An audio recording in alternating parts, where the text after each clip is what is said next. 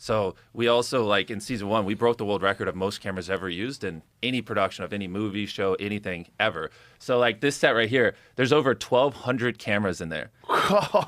And the most that room is so big. Yeah, it's bigger than the football field. And so there's 1,000 contestants. We have to have an A cam on all of them. So there's like a pole on each of the platforms on them. Plus there's hundreds of cameras in the roof and blah, blah. I think there's over 1,200 here, which outside of this, the most ever used in production was 400. So like I literally had to, and this might seem insane, but this is why I think the show appeals to quite a few people, because normally in a show, they would have a story producer walk up to you, hold a camera and be like, all right, you got 3 minutes. You're kind of the bad guy. Say roughly along these lines, almost basically put words in your mouth. And then they'd go like person to person with like one camera.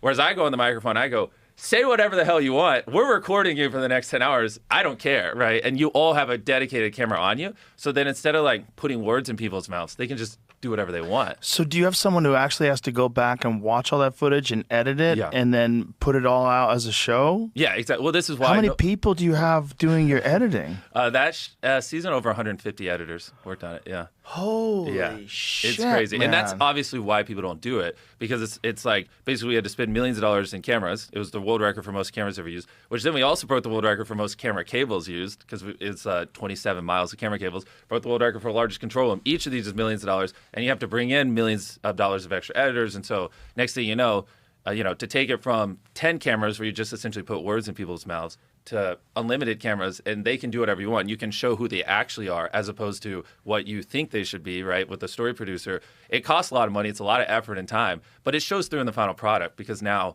you get more natural, like less scripted things when people are just themselves. You have a great ability to like see the big picture, and a great ability to put together things regardless of what the budget is, like regardless of how much money you're going to make, to do the best product.